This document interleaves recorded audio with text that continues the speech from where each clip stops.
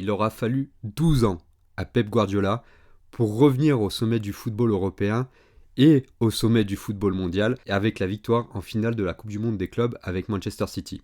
Essayez juste de vous rappeler où vous étiez il y a 12 ans et le volume de projets que vous n'avez pas réussi à mener à bout ou des projets qui sont encore en phase de gestation.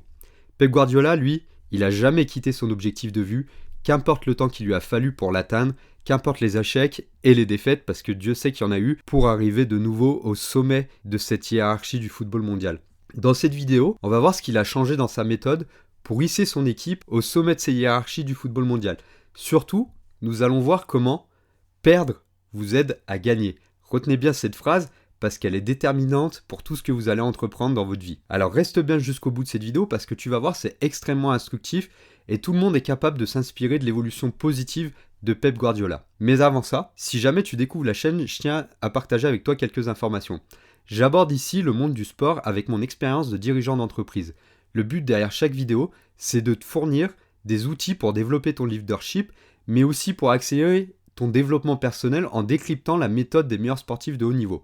Et d'ailleurs, si tu le souhaites, tu peux t'abonner à ma newsletter pour recevoir 12 secrets pour se construire un mental de titan. Le lien est dans le premier commentaire de cette vidéo. Revenons-en à notre ami Pep Guardiola. Et pour commencer cette vidéo, j'aimerais qu'on fasse un petit bond en arrière et revenir en mai 2021, date où Guardiola a perdu la finale de la Ligue des Champions avec Manchester City face à Chelsea.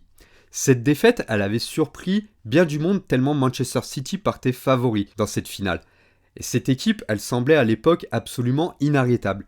Et pourtant, les choix de Guardiola pour cette finale ont largement été contestés, notamment parce qu'il avait fait changer certains joueurs clés de sa composition, des joueurs clés qui lui avaient permis de se hisser jusqu'en finale. Et les médias avaient alors dit que Guardiola avait tendance à trop réfléchir avant les grands rendez-vous.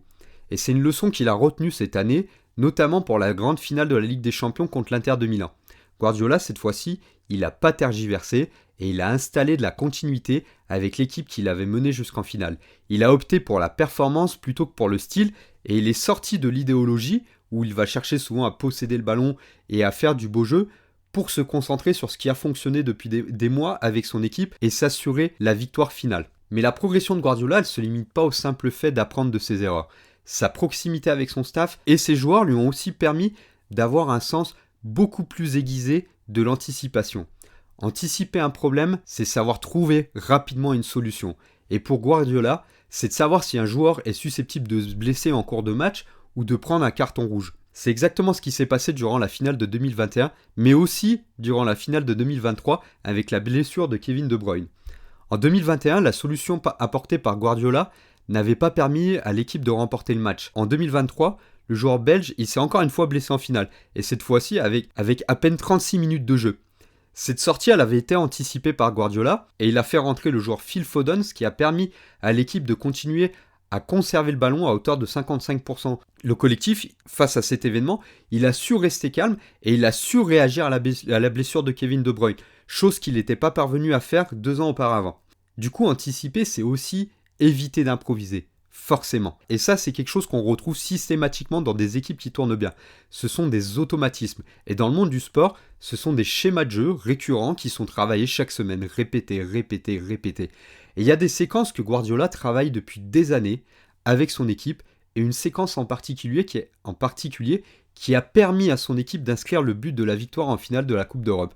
En l'occurrence, et sans rentrer dans des détails techniques ou tactiques, il s'agit de faire rentrer un milieu de terrain dans la profondeur et de faire la passe en retrait à ce milieu de terrain, ce qui va lui permettre de frapper au but. Et c'est comme ça que Rodri a marqué en finale, cette année, contre l'Inter Milan. Et c'est ce même Rodri qui avait été absent 2 ans plus tôt, par choix du coach, lors de la finale de 2021. Quand je vous dis que Guardiola il retient de ses erreurs et anticipe tout, ce but, c'en est juste la parfaite illustration. Et je terminerai mon propos sur les évolutions dans la méthode de Guardiola en parlant purement de leadership et de comment Guardiola a réussi dans ce domaine-là. Parce que l'année 2023 de Manchester City, elle n'a pas été de tout repos, notamment lorsque le club est accusé d'avoir détourné certaines règles du fair play financier. Guardiola, il va assumer son rôle de leader au sein de l'équipe et la défendre bec et ongle jusqu'à l'ultime journée. Il va garder le cap, il va protéger et guider les siens vers le succès, peu importe l'environnement extérieur qui menace le club. C'est aussi ça, le rôle d'un leader.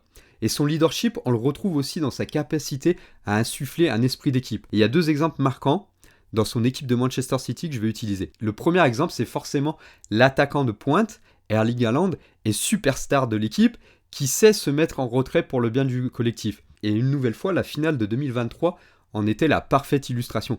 Parce que sur le but, marqué par Manchester City, Erling Haaland, il va en quelque sorte se sacrifier en attirant sur lui des défenseurs de l'Inter Milan et permettre ainsi de libérer de l'espace à son coéquipier Rodri. Le deuxième exemple, et c'est là une anecdote assez méconnue de la finale de 2023, c'est que visiblement le père d'un des adjoints de Guardiola avait disparu juste 2 heures avant le coup d'envoi de la finale.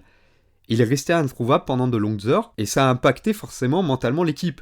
Mais l'équipe, elle a su rester concentrée sur le match et ne s'est pas laissé déstabiliser par cet événement quand même qui était plus qu'inquiétant. Ça montre à quel point Guardiola a su installer une force mentale, déjà au sein de lui-même, puis après de la diffuser dans la tête de ses joueurs. Du coup, pour la petite histoire, le papa qui avait disparu a finalement été retrouvé sain et sauf, et il s'était seulement perdu dans Istanbul et avait oublié son téléphone portable à l'hôtel. Chose somme toute assez classique dans notre quotidien. Du coup, comme tu peux le voir, Pep Guardiola, au travers de son parcours et de son histoire récente, il a su faire évoluer sa méthode. C'est quelque chose que j'évoque assez régulièrement.